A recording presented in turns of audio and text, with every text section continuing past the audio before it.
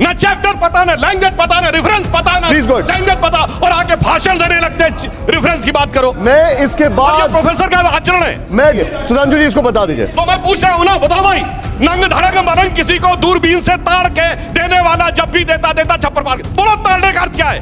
बोलो ताड़ने का अर्थ क्या है? बोलिए ताड़ने का अर्थ क्या है? अब कॉन्टेक्स्ट आ गया, अब कॉन्टेक्स्ट आ गया। डॉक्टर अंबेडकर ने किताब लिखी है हु वर शूद्रास, उसके चैप्टर नंबर 1 में सुनिए, चैप्टर नंबर 1 में पैराग्राफ 3 में देखिए, वो साफ साफ कहते हैं।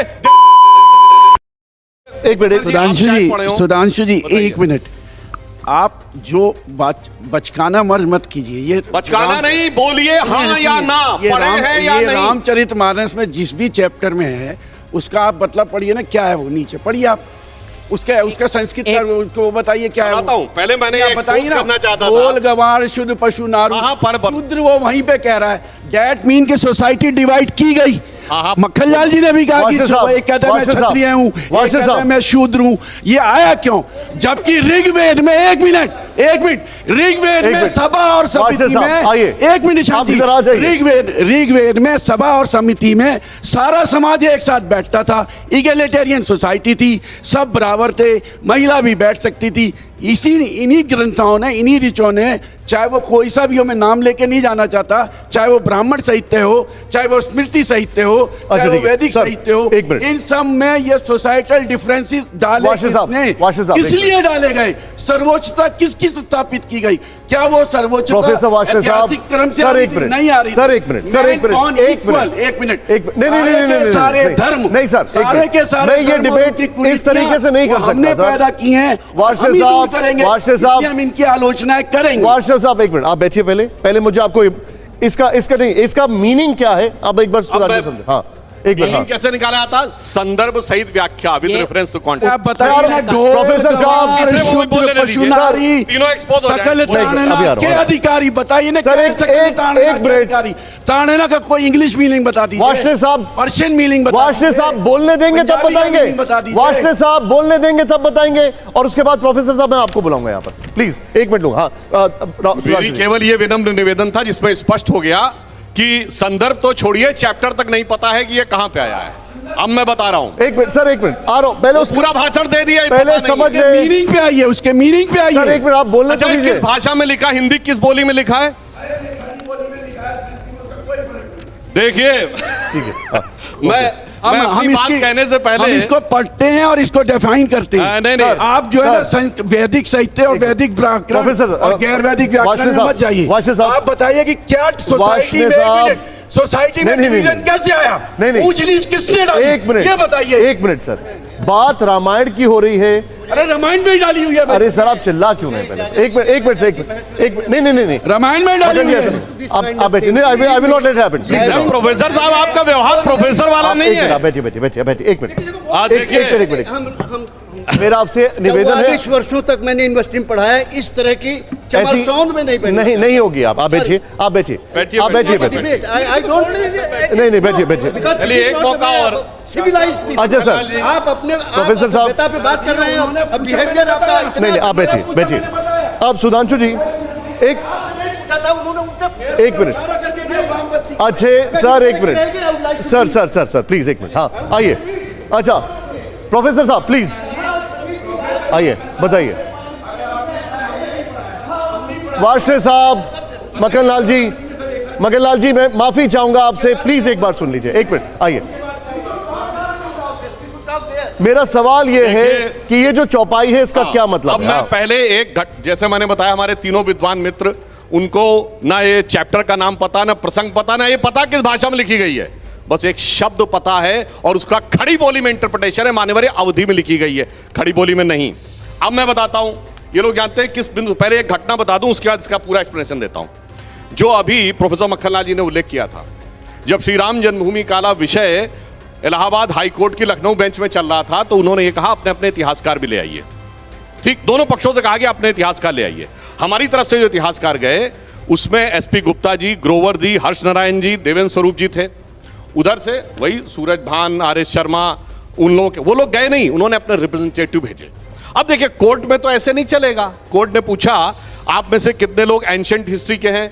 तो उसमें ज्यादातर ने कहा जी एंशिएंट हिस्ट्री हमारा विषय नहीं है। अब देखिए, दो विषय थे, होते हैं कल्चर एंड आर्कियोलॉजी, क्योंकि वो सारा खुदाई का था, लिख के दिया साहब हम आर्कियोलॉजी के नहीं है। अब सुनिए, आर्कियोलॉजी नहीं तो फिर कल्चर यानी सब्जेक्ट, लैंग्वेज दो ही। अरे मैं जवाब दे रहा हूं, सुनिए तो पहले बता रहा हूं।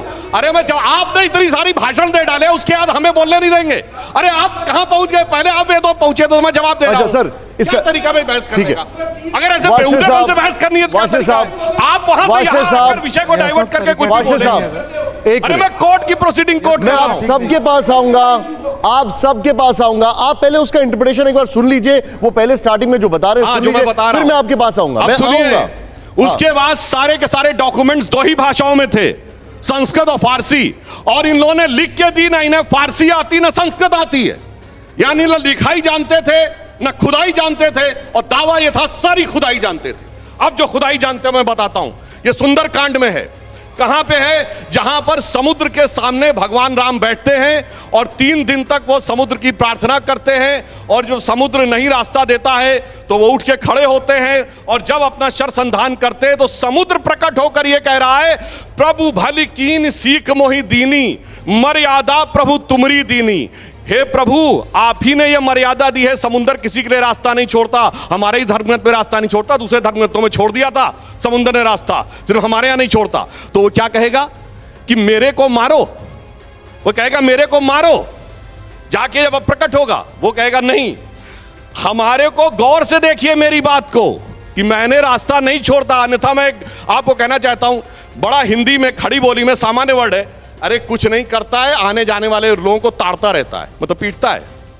हिंदी का फेमस गाना है, नंग धड़ंग बनंग किसी को दूरबीन से ताड़ के देने वाला, जब भी देता देता छप्पर फाड़ के, मतलब ताड़ के मतलब मारता है क्या, मतलब भाषा नहीं पता, अवधी भाषा में ताड़ने का अर्थ है गौर से देखना। सुधांशु सर एक मिनट, बड़े सुविधा की राजनीति कर रहे हो सर वाली बात पे आप जो बात वाशे साहब, आपने जो समुद्र, वाशे साहब आप सुन लीजिए, इंजीनियर हो वाशे साहब, नहीं, दिस इज नॉट अलाउड, नहीं नहीं नहीं, I will not accept this. वाशे साहब आप उसका इंटरप्रिटेशन पहले होने दीजिए फिर बोलिए, आप बार बार बीच में इंटरप्ट कर रहे हैं, आपके बाकी पैनलिस्ट नहीं बोल पा रहे हैं। No no, this is not allowed, आप रुक जाइए।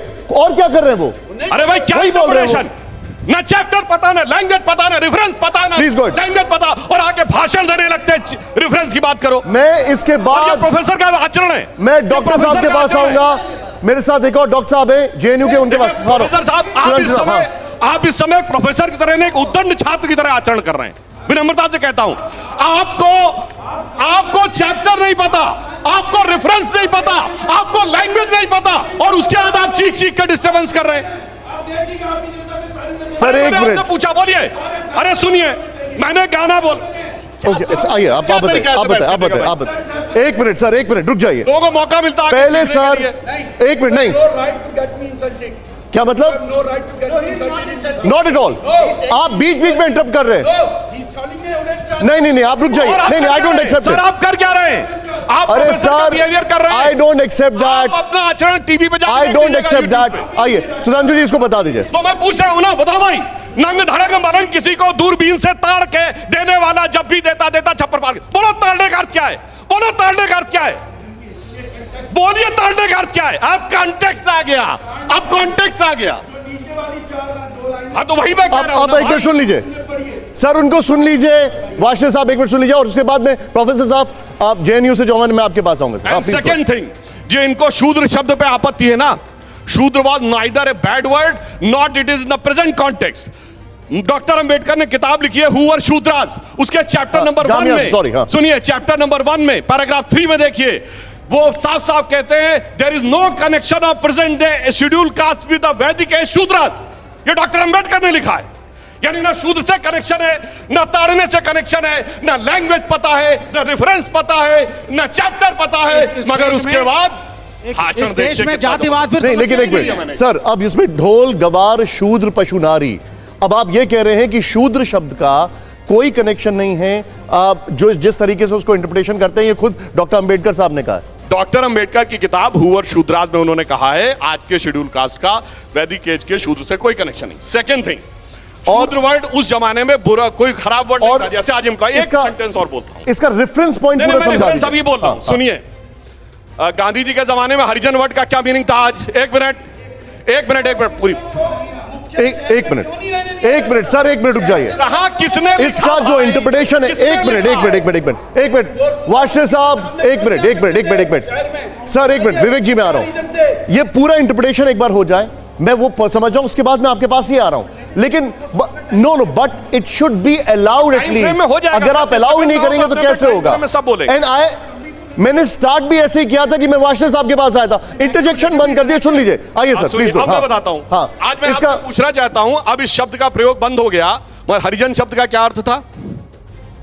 महात्मा गांधी ने शेड्यूल कास्ट के लिए हरिजन शब्द प्रयोग किया था, ठीक है? ठीक, उन्होंने हरिजन शब्द का शेड्यूल कास्ट के लिए प्रयोग किया था। हरिजन कल्याण, बार बार क्यों बोल रहे हैं सर आप? क्या तरीका? अरे मैं आपको पूछ नहीं रहा हूं, फिर खड़े हो गए, आधा जवाब देगा, उसके बाद कहेगा नहीं मानता। सर आप बैठिए। आप अरविंद जी आप इधर आइए, मेरे पास माइक है, आप आइए, आप मेरे साथ आइए। परिभाषा दीजिए, आइए। ऐसा नहीं होगा, वो उनको इंटरप्रेट करने दीजिए, फिर आप आइए मेरे साथ, आइए। अच्छा ठीक है। हाँ सुधांशु जी, मैं बता रहा हूं, बाकायदा हरिजन कल्याण विभाग भी नाम हुआ करता था, ठीक? अब इसी रामचरितमानस की चौपाई कोट करता हूं। जब हनुमान जी सीता माता के सामने जाते, सीता जी क्या कहती? हरिजन जान प्रीत यति गाढ़ी, सजल नयन पुलकावली बाढ़ी। इसका मतलब उनको हरिजन कह दिया। इसका मतलब आज के हिसाब से आप शेड्यूल कास्ट कहेंगे। मेरे भाई 500 साल पहले कौन सी भाषा थी, कौन सा वर्ड था, किस रेफरेंस कॉन्टेक्स्ट में देखो, अपने मन से जो मन आएगा इंटरप्रिटेशन करेंगे बगैर पढ़े लिखे।